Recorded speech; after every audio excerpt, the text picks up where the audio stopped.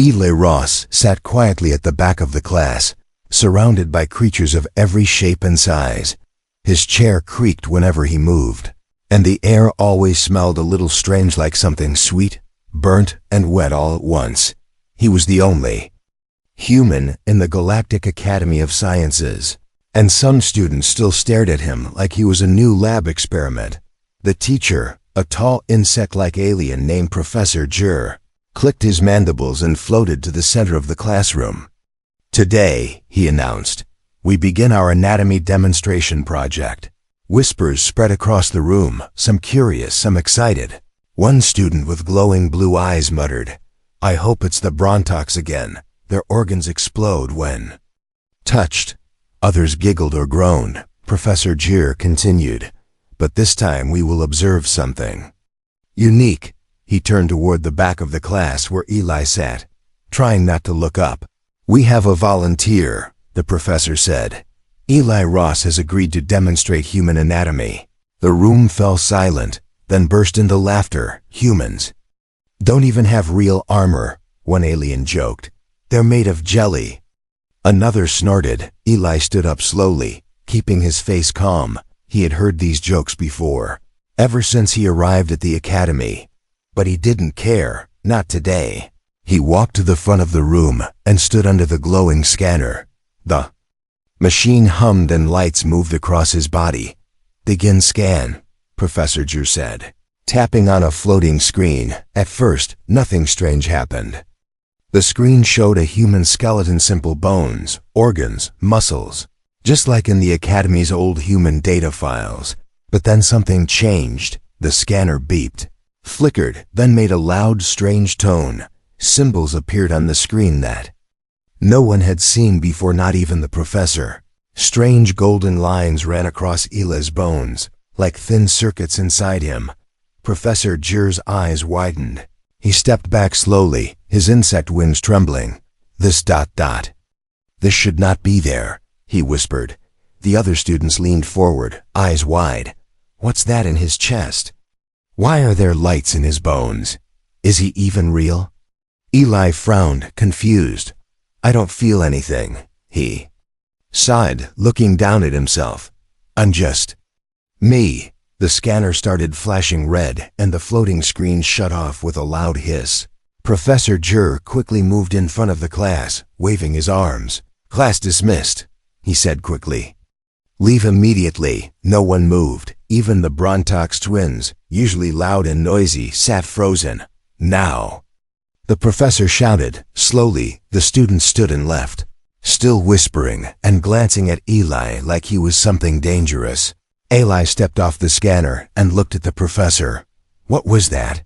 he asked. "What's wrong with my body?" Professor Jur looked at him with narrow eyes, his voice quieter now. "You need to come with me to the head office." Eli followed him through the twisting hallways of the academy, past glowing walls and floating gardens. Everything felt colder than before. When they reached the principal's office, a round alien with a soft shell and many blinking eyes sat waiting. She gestured for Eli to sit. "We scanned your body," she said slowly, "and we saw something that hasn't been seen for thousands of years." Eli leaned forward, his heart beating fast. "What do you mean?"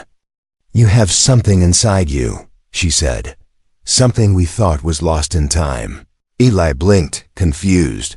"But I'm just a normal human," he said. "My parents live on Earth. I've never had surgery or implants." The principal turned a screen toward him. It showed an ancient symbol glowing gold, the same as the lines they had seen in his body. "This symbol belongs to the ancient makers," she said. "And only they had this pattern in their bones. But humans didn't make this," Eli said. "We didn't even know aliens existed until 100 years ago." The principal looked at him with a strange mix of fear and awe. "Maybe that's what we were told," she said. "Maybe the truth is buried deeper than any of us imagined." Before Eli could say more, the screen behind the principal began to blink. An alert message appeared, glowing in red letters. "Genetic marker detected. Activation protocol beginning. Level Alpha." The room went quiet. The principal stood slowly, her face pale. This ... This is bigger than a school project, she said. You have just awakened something ancient. Eli stood too, heart pounding. He had just wanted to help with a project. Now everyone was looking at him like he was a threat or a key to something. Forgotten, he turned to the window, looking out at the alien sky. What did I just start? He whispered. Eli couldn't sleep that night. Not after what happened in class. He kept hearing the alarm in his head, that strange red screen blinking behind his eyes. Genetic marker detected. Activation protocol beginning, level alpha. What did that even mean, and why was it inside him? He sat on his bed in the academy dorms, staring at his hands. They looked normal, just like always. He wiggled his fingers, pressed his skin, tapped his chest. No lights, no metal, no circuits. So why did the scanner act like he was some ancient machine? In the hallway, soft footsteps echoed. Eli tensed as the door opened without a knock. Professor Jur stepped inside, his wings tucked tight, his face serious. Get dressed, Eli, he said. We have something to show you. They walked in. Silence through the academy's west wing. A part Eli had never seen before. There were no lights on the ceiling, only blue crystals glowing along the walls. A cool breeze moved through the corridor like the building itself was breathing. After several minutes, they reached a giant round door. Covered in alien writing, Professor Jur placed his claw in the center, and a small scanner appeared. He turned to Eli. Touch it, he said quietly. Eli hesitated, then raised his hand. The moment his skin touched the scanner, the door shuddered, then slowly slid open. A wave of dust rushed out, followed by a strange smell of metal and burning air. Inside was a chamber, unlike anything Eli had seen. Circular walls, floating. Data panels, and in the center, a large table with holograms glowing above it. Ancient records hovered in the air, rotating slowly, all locked and unreadable. But the moment Eli stepped in, the lights brightened, and the holograms changed. Symbols formed, golden and sharp, lining up like they were waiting for him. The air vibrated softly, almost like a whisper. One screen came alive, showing a glowing human skeleton. Then it zoomed in, showing the same golden circuits inside the bones, just like his. Professor Jur's voice was low and shaky. These records were sealed 5,000 years ago, he said. Nothing has ever opened them until now. Eli walked closer to the display, watching as images flashed quickly. Humans standing among giant alien creatures, leading armies, building strange towers. One scene showed a human raising his hand, and an entire mountain floating into the sky. That's not real, Eli whispered. Humans can't do that. Not anymore. Jur replied, your kind once ruled sectors of the galaxy, not through war, but through design. Eli turned to him. But why doesn't Earth remember this? Because Earth was reset, the professor said, after the makers vanished. The ones who feared them erased everything. Eli's chest felt heavy, like 1,000 pieces of a puzzle were floating just out of reach. He had grown up thinking humans were just average, normal, soft creatures. Now this alien professor was saying they were once creators of power beyond imagination. The chamber trembled slightly, and the lights dimmed. Another screen came alive, this time showing a warning in a sharp red color. Unauthorized activation detected. Class 0 response en route. Professor Jur's eyes widened. This chamber isn't hidden anymore, he whispered. Something out there knows you've awakened. Eli took a step back. Are they coming for me? Jur nodded slowly. Maybe not just for you, he said. Maybe for what's inside you. Footsteps echoed again in the hallway behind them. Fast and urgent. A small lizard-like alien girl ran in, her scales glowing faint green. It was Mira, one of Eli's few classmates who had never laughed at him. Eli, she said, panting. You need to get out of here. The head council's sending a research ship. They think you're dangerous. But I didn't do anything, Eli said. I just stood in a scanner. You stood in the wrong scanner, she replied, grabbing his arm. And now the entire system knows you're alive. Professor Jura looked between them, then tapped on one of the floating panels. It showed a map routes, escape pods, and energy tunnels deep under the academy. You need to go, he said. If they take you, you'll never leave a lab again. Eli felt like the floor had vanished under him. Yesterday he was just a student, bored in class. Now he was something different, something others wanted to capture. Mira pulled him toward the back door of the chamber. Come on, she said. I know a place they can't find you. The lights behind them flickered again. On the main screen, the message had changed. It now said, "Target located. Begin containment."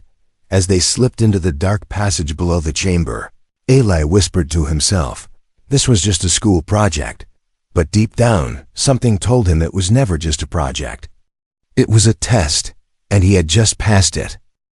1,000 lights danced in Eli's vision as he stepped into the hidden passage. It wasn't just dark, it felt ancient. Like something that had been asleep for centuries was now awake and watching. The walls were smooth, humming softly as Mira led the way with a glowing stone in her hand. Behind them, the heavy doors sealed shut, locking the world of classrooms and teachers far behind. This tunnel isn't on any map, Mira said, her voice low. It was built before the academy, when this planet was something else. Eli followed closely, still trying to understand what had happened. He wasn't a fighter, or a hero, or anything special. He was just a kid who volunteered for a class project. Now he was running through forgotten tunnels with a reptilian girl while something out there was hunting him. Where are we going? He asked. There's an archive bunker under the old ruins, Mira replied. My brother once found it by accident. He said it had signs written in your language. Eli blinked. In English? No, she said, glancing at him. Not English, something older, something humans used before they lost their past. They walked in silence after that. The air grew colder. The walls turned from smooth silver to cracked stone. Eventually, the tunnel opened into a wide chamber filled with half-broken statues and pillars covered in dust. In the middle of the room, something pulsed. A large cube floated above the ground, made of crystal and metal, covered in golden markings that shimmered as Eli stepped closer. Without touching it, he could feel it like it was calling him. Like it knew him. Mira stood back, her eyes wide. This was dead when I first saw it, she whispered. It's reacting to you. Eli reached out, unsure why. The moment his fingers brushed the surface, the cube exploded with light, not loud, but like a breath that filled the whole chamber. The walls lit up with moving images, scenes of humans walking beside tall glowing beings, machines that folded themselves into stars, cities that floated in space. And one man who looked exactly like Eli. He stumbled back. That's me, he whispered. That can't be me. The figure in the image raised a hand, and a planet behind him cracked in half like glass. Then he smiled, not evil, but calm, as if he had done something necessary. Mira walked up beside him. Do you see it now? She said softly. You're not just a human, Eli. You're a copy, a blueprint, maybe even a final model. A voice suddenly filled the room, not Mira's, not his own, but ancient and layered. Genetic code confirmed, it said. Access granted to prototype AL7A. A panel opened in the floor, revealing a metallic pod. Inside it, something glowed, a small silver object, shaped like a ring but alive, pulsing like a heartbeat. Eli picked it up, and the moment he did, the ring unfolded and attached itself to his wrist like liquid steel. He gasped. It wasn't painful, but it was strange. He could feel something unlocking in his mind, memories that weren't his, words and languages he didn't know. He saw numbers, maps, diagrams, weapons, and names, so many names, all stored inside him like a sleeping library. I don't want this, he whispered, gripping his wrist. I didn't ask for any of this. I know, Mira said, putting a hand on his shoulder. But someone out there did, and now they know you're active. A deep rumble shook the ground. Dust fell from the ceiling, and lights flickered across the chamber. A voice echoed again, this time not from the cube, but from the Academy's broadcast system. Attention all units, the subject has entered a restricted zone. Initiate lockdown. Prepare for extraction. Eli's. Blood ran cold. They were coming for him, and this time, they wouldn't ask questions. He looked at Mira. What do I do? She stared at the cube, then at the ring on his arm. You fight, she said. Or you hide, but either way you decide, because if you don't, they will, from above. Mechanical footsteps began to echo through the upper corridors. Doors were unlocking, walls shifting, the whole academy moving like a beast preparing to strike. Eli took a deep breath, the lights in the cube responding with a warm hum. Something inside him shifted, not fear, not panic, but understanding. This was never just about a school project. This was about who he was built to become, and someone, somewhere was terrified of what he might do next. Asterisk. The lights above the ruins turned blood red. Somewhere far above, the Academy's defense towers shifted into combat mode, their glowing eyes now scanning for one person, Eli Ross. He had only seconds left, but he stood still, staring at the silver ring on his wrist as it pulsed softly like it was breathing. He didn't know what it really was, or what it could do, but every second it stayed on his arm. He felt less like a student, and more like something waking up. Mira grabbed his hand and pulled him through the far end of the archive chamber. This way, she hissed.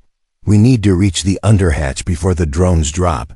The hallway ahead twisted downward, narrower than the tunnel before. Old symbols glowed faintly along the walls, human-looking letters, but mixed with strange alien curves. Eli felt like he had seen them before, but not with his eyes. They stirred in his brain like forgotten dreams. They're closing the exits, Mira said, glancing at a screen embedded in her wristband. They're trying to box you in. But why? Eli asked, breathing hard as they ran. I haven't done anything wrong. You exist, she replied. And that's enough to scare them. The hatch at the end opened with a hiss, leading into a dark maintenance tube lined with broken lights and echoing sounds.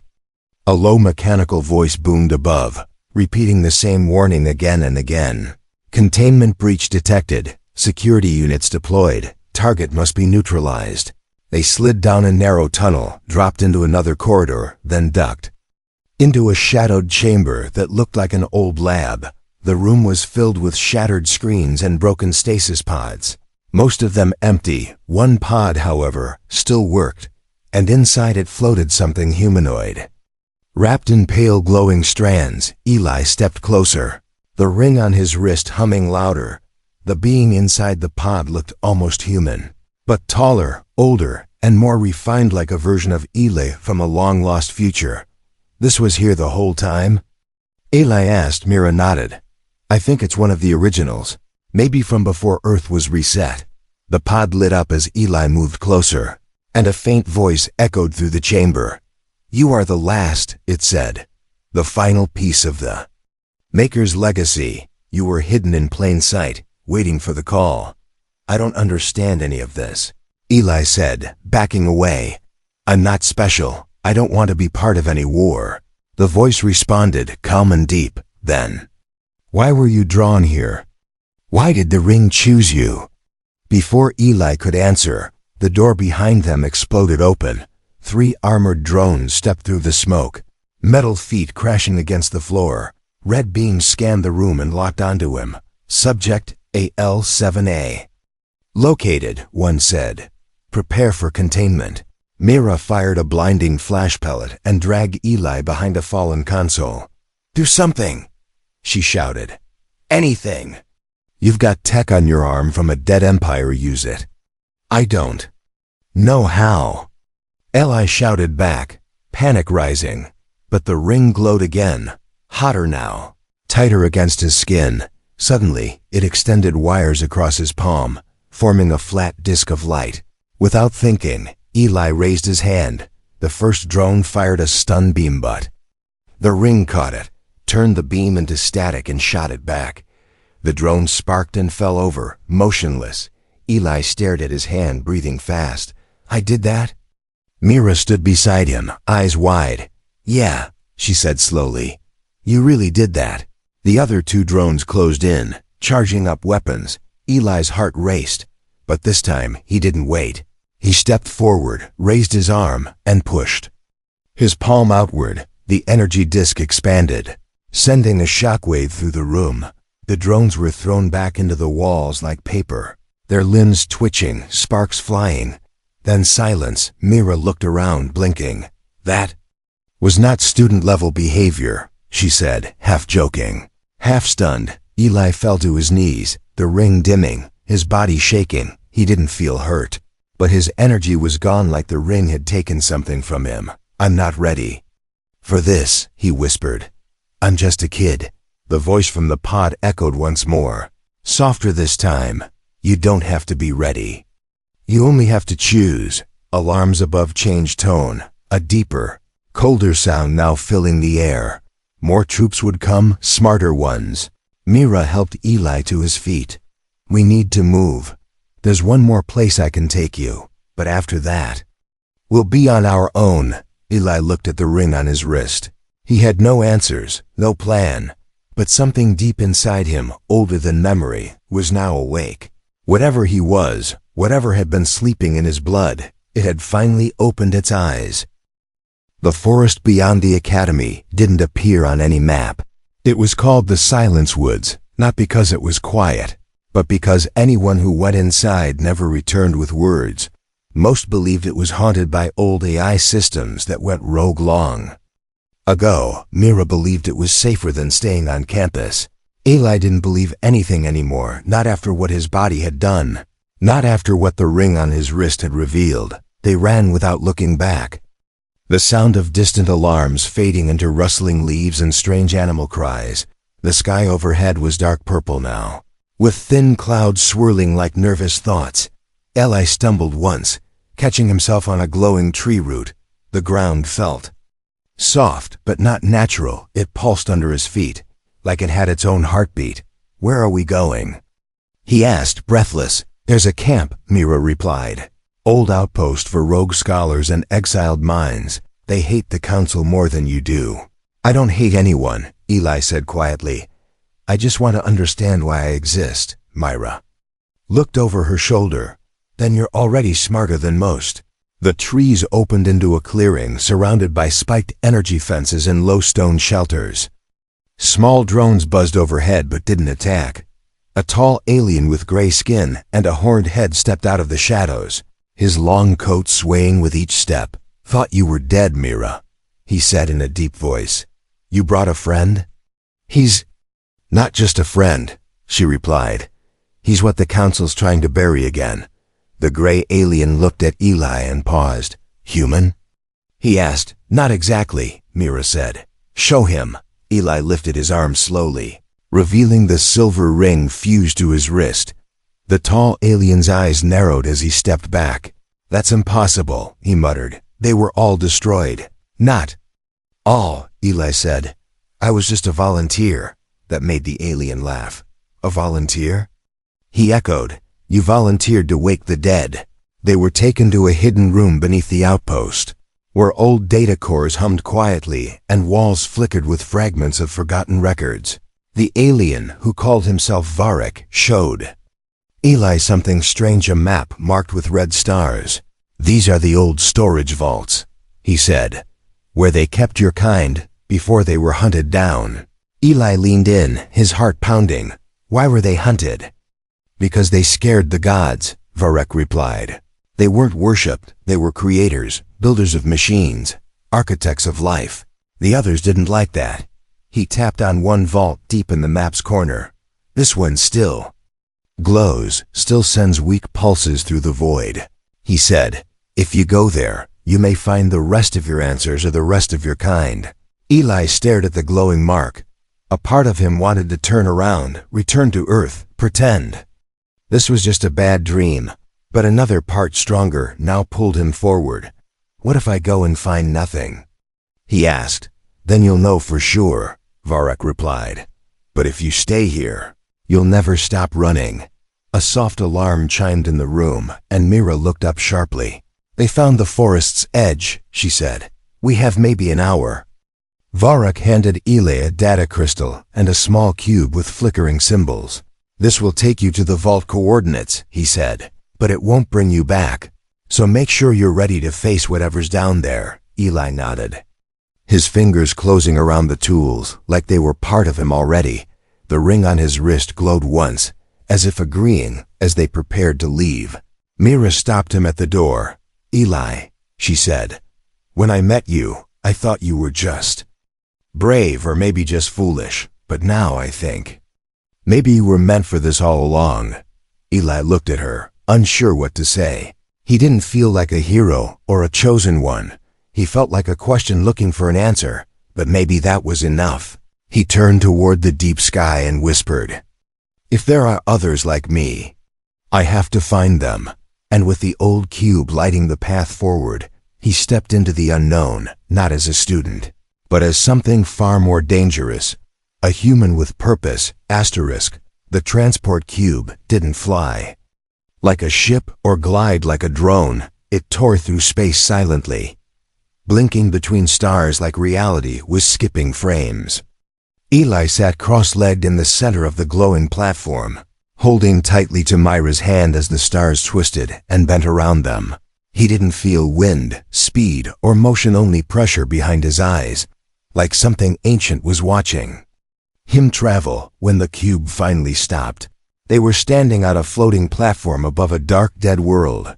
The sky above was cracked with lightning that didn't make a sound. The ground far below was buried in black ash, like a planet burned. From history, this is it, Mira said softly, her voice nearly lost in the heavy silence. The vault Varrock showed us. It's under this ruin. Eli stepped off the platform, boots sinking into the dusty floor. He looked around at the broken towers, shattered statues, and machines half-eaten by time.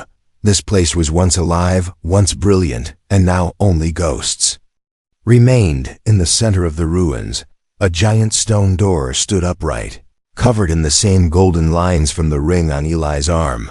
He didn't need a code or a key.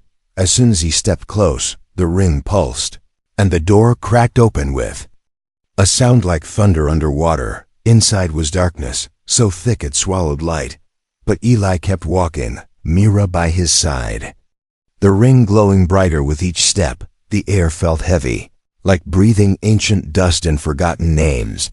Then the chamber opened, and what they saw made both of them freeze. Hundreds of pods stood in rows, stretching into the blackness inside.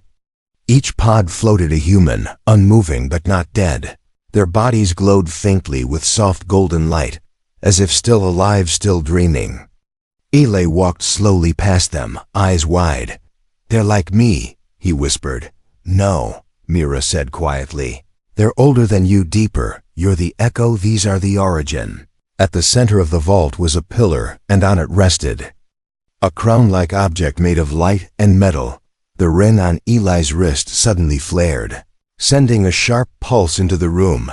The pod nearest to him twitched, and a hand inside it moved. The human inside began to open their eyes. Mira stepped back, her scales flashing pale green. Eli, she said nervously, you just woke one.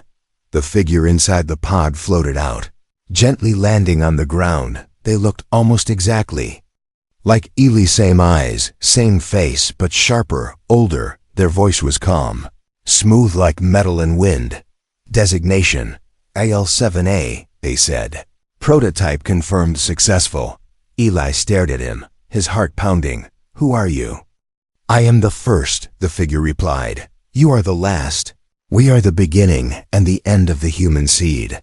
I was born on Earth, Eli said, confused. I had parents, a home. The older figure nodded slowly. False shells, placed to grow you in safety. Your activation was not random, it was the final test. Eli took a step back. I don't want to be a weapon, he said. I don't want to lead a war. You won't, the older one said. You will lead a choice. Suddenly, the other pods began to stir. Lights blinked to life across the chamber. The vault was waking up, one by one, from far above. An explosion cracked the air. Myra turned and gasped. A large ship was descending from the clouds, bearing the symbol of the council. "They found us," she said, "and they brought heavy fire." Eli looked around, mind racing. "I can't fight an army," he said, "but I can give them something they fear more." He walked to the central pillar and placed his hand on the crown-like object. It rose and reshaped itself around his head. Not metal, not cloth, but something alive, and in that moment, every light in the vault burned gold. The waking humans opened their eyes. No orders were given, no weapons drawn. Only silence, and then unity. Mira stepped beside him, staring in awe. "What happens now?" she asked. Eli looked at the sky as the council ship hovered just above, its weapons ready to fire. He raised his hand slowly, not in threat, but in welcome. "We give them a chance," he said, "to see who we really are." The last human prototype was no longer hiding. He stood now not as an accident, but as a message from the past, a living reminder that forgotten truths never stay buried forever. The sky cracked open above the ruins. The council's warship hovered like a shadow of judgment, its cannons glowing with energy. Soldiers lined the edge of the ship's hull, armor shining cold blue, weapons aimed downward. They had come expecting chaos, resistance, maybe a monster pretending to be human. What they saw instead was a boy standing in silence, wearing a crown of light, and surrounded by awakening figures from a forgotten age. Eli didn't speak. He didn't raise a weapon. He just looked up, his golden eyes calm, his arm at his side, the silver ring on his wrist glowing like a heartbeat. The ship didn't fire, not yet. Even the commanders inside weren't sure what they were looking at anymore. "They're afraid," Mira whispered, standing beside him. "Not of you, but of the truth." Eli looked around at the rows of humans now awake, blinking slowly as their minds returned from sleep. They weren't soldiers. They weren't angry. They looked peaceful, curious, ancient. One of them stepped forward. An older woman with long white hair and strange markings on her face. She placed her hand gently on Eli's shoulder. "You carry the last signal," she said. "You brought us back. Now we remember who we were." The council broadcast channel cracked open above them. A voice filled with confusion and pressure. "Eli Ross," it said. "Stand down and surrender for immediate containment. This is your final warning." Eli took a deep breath, his voice steady but strong. "I didn't start a war," he replied. "I answered a question. You were afraid of what humans were, but we never asked to rule. We were built to understand, to protect, to build again." There was silence. The commander's voice returned, weaker now. "Is that what you claim to be?" "I don't have to claim," Eli said. "I can show you." He lifted his hand slowly, and the light from his crown shimmered outward. Not as a weapon, but as a message. Images filled the sky. Holograms from the vault, from history itself. They showed the first humans working side by side with alien species, designing life systems, balancing planets, healing broken ecosystems. They showed peace, creation, and wonder, not war, not power. Mira gasped as the images danced in the air. Even the soldiers on the ship stopped, some lowering their weapons. They were watching the truth with their own eyes. But then, a second ship broke through the clouds. Black and sharp, no symbols, no lights. It fired without warning, sending a blast straight toward the vault. Eli turned, lifted both arms. The ring on his wrist expanded, forming a shield of light across the sky. The blast hit, flared, but didn't break through. The second ship prepared to fire again, but it was too late. The others had stepped forward now, the ancient humans. They raised their hands, and the sky itself bent. The black ship froze in the air, then slowly cracked apart, vanishing into pieces without a sound. The first warship hovered in place, silent, then slowly turned away. The council had seen enough, not just power but choice, control, and restraint. Eli let the shield fade, his arms trembling but steady. He looked at Myra. "It's over," he said softly. She smiled, eyes shining with relief. "No," she said. "It's just beginning." The vault lights dimmed to a soft golden glow, and the humans who had slept for so long looked up at the stars above. They weren't weapons, they weren't rulers. They were reminders that even in forgotten places, hope could live again. Eli stood at the center of it all. No longer a student, no longer just a volunteer. He was the bridge between what was and what could be, and as the stars returned to their silent dance, he whispered something only Mira heard. "I thought I was just helping with a science project," he said, "but maybe I was the project all along."